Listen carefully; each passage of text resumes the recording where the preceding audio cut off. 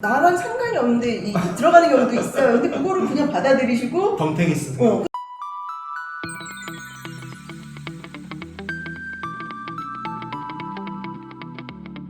네, 반갑습니다. 오늘 영상은 여러분들 제 채널의 거의 한 90% 이상이 다 보험 설계사 분이신데, 보험 설계사 분들이 알아두면 정말 유익한 분을 모셨습니다. 이게 사실은 만나 뵙고 싶어도 만날 수 없는 그런 스펙을 가지고 계신 우리 최혜원 변호사님을 모셨는데요. 본인 소개 한번 부탁드리겠습니다. 네, 일단 반갑습니다. 최혜원 변호사라 그러고요. 저는 이제 보험 전문이고 보험 일만 15년째 하고 있습니다. 그래서 하나생명, 원수사 하나생명에서도 사내 변호사로 업무를 했었고요. 그다음에는 이제 국내 최고 로펌이라고 하는 김앤장에서 10년 가까이 보험팀에 있어서 네. 보험과 관련된 모든 것, 세이지 모든 것과 네. 동일하게 모든 거를 다 다뤘습니다. 뭐 영업부터 보험 소송까지요. 그리고 나서 한 1년 반 정도는 푸번현대생명에서 법무팀장이랑 조법감시인 하다가 올해 개업을 했습니다. 우리 이제 설계사님들과 조금 더 가까워지기 위해서 그쵸. 나오셨구나. 예, 이제 사람은 자꾸 필드에서 있고 싶어하는 그런 욕망이 있어요. 네네.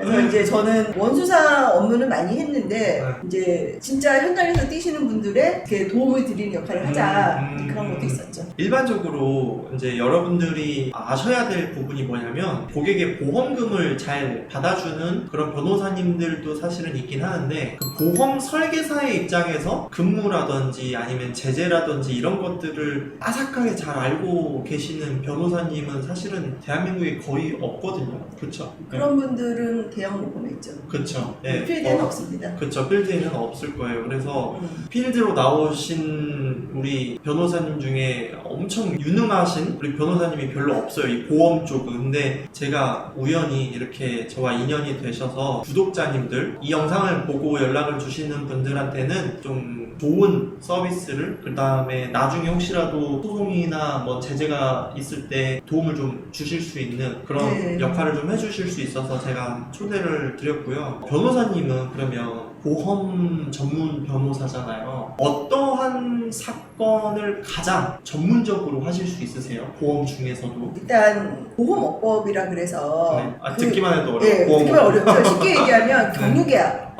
특별히 그다음에 뭐 수수료 부당지급, 네. 뭐 가공계약, 네. 부당승항계약, 보험 관련해서 금융감독원에서 제재 나오는 거 있죠. 보험 설계사가 하면 안 되는 것들 지금 다 네, 알려주셨어요. 네. 그쵸? 그게 제 가장 큰 전공이죠. 그래서 저는 이제 그런 사건에서 사전에 방지하는 업무도 하고요.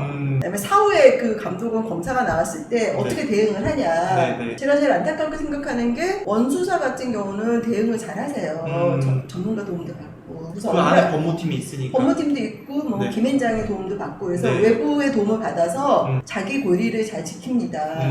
근데 이제 설계사나 GA 일부 이제 대형 GA 빼고는 네. 사실 사전에 일단 내가 하는 게 이게 혹시 좀 이상한가를 알아야 되는데 그것도 모르고 사후에 감독원이 검사 나오면 그냥 그대로 수용을 해요. 그냥 100% 받아들이는구나. 100% 받아들이는데 제가 잘못한 거를 억지로 우겨서 네. 맞다 이런 주장을 하라는 게 아니에요. 네. 가끔 보면은 사실관계도 잘못되는 경우가 있어요.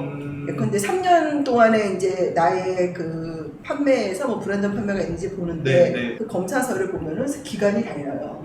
그런 식으로 이것도 사람이 하는 일이기 때문에 사실관계 자체가 틀린 경우가 있는데 그런 것도 방어를 안 하시는 경우가 많아요. 그렇구나. 제일 억울한 경우 중 하나죠. 그러면 뭐 과태료를 내던가 아니면 제재를 했던가 기간이 늘어나고 금액이 커질 거 아니에요? 근데 그거를 가장 기본적인 건데 감독원이 했는데 설마 뭐 이런 식으로 감독원한테 어떻게 말을 하나, 말하는 것도 힘들어 하시고. 그렇구나. 그냥 위에서 상명하복처럼 너 이거 이렇게 됐어 하면 그냥 다 받아들이는. 보통 일반 설계사들 그렇거든요. 그게 이제 예전에 70년대 국세청에서 세무조사 나오면은 그걸 다 받아들였대요. 요즘에 그런 사람 없잖아요. 다 다투잖아요. 이의 신청하죠. 네. 근데 예전에 그랬대요. 그리고 2000년대 공정거래위원회 조사 나오면 기업들이 그냥 다 받아들였어요. 근데 요즘에는 신문 보시면 알지만 공정위 그 조사에 대해서는 가징금에 대해서는 다 불복 소송해요. 지금 마지막으로 남은 게 금감원입니다. 그래서 근데 또 아셔야 되는 게 금속법이 시행되면서 과태료가 1000만 원에서 1억 이렇게 늘었어요. 그렇죠. 그거를 잘 대응을 하셔야죠. 거의 한 번 걸리면 인생 파탄나는 그러니까 인생 수준이잖아요. 파탄이고 근데 이제 그거를 어. 내가 잘못한 거는 처벌을 받는 게 맞지만 뭔가 억울한 사정이 있잖아요. 그쵸. 그런 거는 내가 충분히 어필을 해서 감면을 받아야 되고 금감원도 그거 어필 잘하면 감면이 가능해요. 근데 그것도 모르시더라고요. 억울한 사정이 있거나 아니면 충분히 내가 이야기할 수 있는 변명의 그쵸. 여지거리들이 있는 경우에는 네. 그냥 불복하지 말고 예. 거기에 대해서 이걸 항소라고 하나요? 그냥 뭐라고 뭐- 하나요? 금융감독원에서 이야기하는 거는? 그러니까 뭐 의견서를 내고 그래서 이제 나의 주장 어필을 한다 이러는데 딱히 용어가 있는 건 아니에요. 근데 금감원의 결정이 나면 네. 그 다음에는 또 법대로 뭐 이의 신청하고 행정소송하는 게 있어요. 네. 지금까지 말한 거는 금감원 결정이 나기 전까지 그렇구나. 조사 들어온 다음부터 결정 날 그렇구나. 때까지도 변호사 도움을 받는 게 제가 볼 때 필요해요. 조사 과정에서도 그쵸. 근데 왜 우리가 경찰 조사 받을 때 변호사 도움 받잖아요. 그럼요. 네. 대동하고 똑같습니다. 그럼요. 근데 제가 보면은 이 설계사들 분의 업무 프랙티스가 조사 나올 때 변호사 도움을 받는다는 생각을 거의 못 하시고 저도 못했어요 방금. 네, 거의 못 하세요. 보통 우리가 경찰 조사 단계에서 변호사를 대동해서 가면 확실하게 이 형사건에 대해서 디펜스를 좀 잘하는 경우가 많이 있잖아요. 그쵸? 근데 이거를 경찰이 아니고 금융감독원이라고 똑같이 생각하면 되겠네요. 네, 똑같죠. 그래서 아무래도 차이가 나죠. 많이 차이 날 것 같은데. 네, 말 차이가 나고, 네. 그러니까 근데 확실히 위반하거나 네. 아니면 확실히 위반 안 한 거는 강하게 주장을 하고 확실히 위반한 거는 바로 죄송합니다 하고 그러니까 그것도 판단을 잘해야 돼요. 이거는 내가 바로 그렇게 하는 게 맞는 건지 인정할 건 인정하고 아닌 거에 대해서는 명확하게 나는 네. 그런 적 없다라고 이야기하고 그 다음에 그레이 영역 있잖아요. 애매한 부분에 대해서는 변호사가 열심히 싸워줘야죠. 일단 거기서 제가 볼 때는 조사 과정에서 변호사 도움 받는 게 제일 중요하고요. 네. 그게 포인트네. 조사 네. 과정에서. 그 다음에는 우리나라 업무 프랙티스가 좀 전에 말씀드렸지만 금감원 검사가 나오면 안 다퉈요. 그렇죠. 이건 원수사도 잘 안 다퉈요. 근데 이거 법원에 가면은 많이 바뀌어요. 그렇구나. 그래서 거의 안 다투는데 예외적으로 같은 사례들이 있어요 가끔씩. 그러면 대부분이 법원 가서 뒤집히는 경우도 많아요. 일단 변호사님 입장에서는 그러니까 여러 가지 사건 판례 이런 것들 많이 보셨잖아요. 안 다투고 그냥 받아들이는 경우가 너무 안타까운 사례들이 많다는 거죠. 많죠. 그러면 일단 뭐든지 내가 이 내용에 대해서 보고 조금이라도 반박하거나 사실과 다른 내용이 있으면 한번 다퉈보라라는 이야기인 거죠. 그렇죠? 본인이 아세요. 본인이 뭔가 이렇게 억울한 부분이 있어요. 그러니까 잘못한 건 맞는데 예컨대 뭐 위에서 시켜서 했다든지 아니면은 뭐 남들은 그러니까 우리가 이런 법이 있는지도 모를 정도로 그렇게 숨어있는 법이라든지 물론 이제 숨어있는 법도 잘 지켜야 되긴 합니다만 어쨌든 제가 개업을 해서 이렇게 몇몇 분들 상담하니까 정확하게 법률적인 용어로 표현을 못 하시지만 억울한 게 있는 분은 아세요, 본능적으로. 근데 그런 부분은 사실관계랑 법률을 잘 따져보면은 항상 그 방어할 여지가 있더라고요. 그렇구나.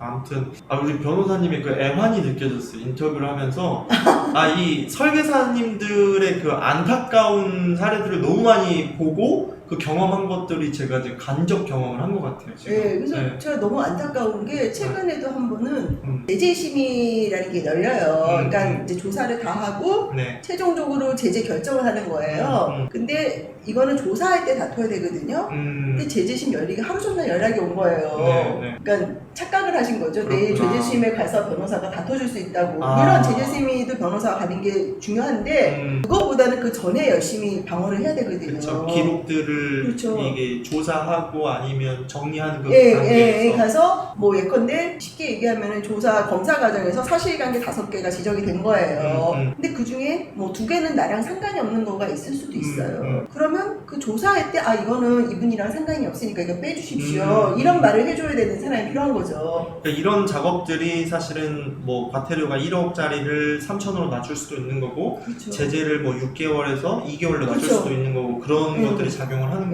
네, 그런 거는 처음에 조사할 때부터 변호사 도움 받으셔야지 가능하고. 그렇구나. 오늘 이제 이 유튜브를 보시는 우리 구독자님들이 대부분 설계사이신데 아마 도움이 많이 되셨을 거라고 저는 생각을 합니다. 사실 모시기 엄청 어려운 분이에요. 아까도 말씀을 드렸지만 네이버에 검색하시면 또 다 나오시고 해서 연락처를 제가 공개해드리지는 못하지만 너무 많은 분들이 또 문의를 하면 업무에 지장이 생기시니까 정말 필요하신 분들은 검색하셔서 블로그를 하고 계시잖아요. 그렇죠? 네. 이제 블로그에 보시면 이메일로 문의를 하시면 아마 답변을 주실 겁니다. 그래서 사무실이 지금 교대역에 예. 있죠. 예. 방문을 원하시는 분들은 직접 연락을 하시고 일정을 잡으셔서 상담을 하시면 될 것 같고, 아무튼 오늘 이렇게 나와주셔서 설계사님들한테 좋은 이야기, 이거는 근데 설계사가 아니고 GA 대표님들이라든지 아니면 중간 관리자분들도 꼭 알고 계시면 다 아셔야 되는 그쵸. 내용이고요. 네, 좋을 것 같아요. 예, 그래서 그게 제일 억울하죠. 특히 이제 제가 본 억울한 케이스는 내가 잘못을 한 게 아니라 나랑 상관이 없는데 들어가는 경우도 있어요. 근데 그거를 그냥 받아들이시고 덤탱이 쓰고 그 다음에 결정 나고 난 다음에 뒤늦게 이제 뒷북인 거죠. 이거 나는 아닌데 그러면 되게 억울하죠. 알겠습니다. 할 말씀이 엄청 많이 있으실 것 같은 그런 느낌이 많이 들어요. 이 부분에 있어서. 근데 사실 그쵸. 제가 영상을 찍기 전에 같이 식사도 하고 커피도 마셨는데 이런 부분에 있어서는 사실 엄청 대한민국의 그 누구보다 전문가신 것 같더라고요. 제가 아는 변호사님들이 많이 있지만 특히 이제 보험업, 이 보험 전문 변호사로는 최원 변호사님을 따라올 분이 없는 것 같아서 우리 구독자님들도 필요하신 분들이 있으면 연락을 하시면 좋을 것 같고요. 그럼 오늘 영상은 여기서 마무리를 짓도록 하겠습니다. 다음에 또 나와주세요. 네. 네, 감사합니다. 다음에 또 뵐게요.